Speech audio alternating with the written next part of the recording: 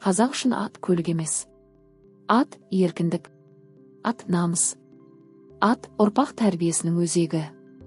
Атқа мінгізу баланың ер жету жолындағы алғашқы үлкен қадамы. Нақты дәлел. Қазақ баласы 3-5 жасынан атқа отырғызылған.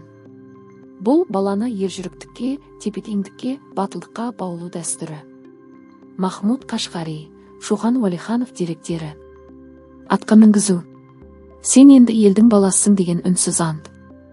Бұл сәтте бала тек атқа емес, жауапкершілікке мінеді. Дәлел.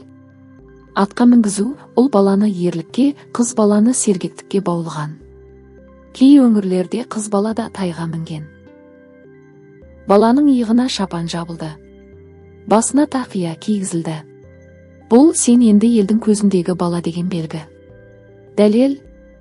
Атқа мінгізерде шапан жабу, тақия кигізу, үлкендердің батасы берілген. Баланы атқа мінгізді. Бұл ертеңгі батырдың алғашқы биігі. Дәлел.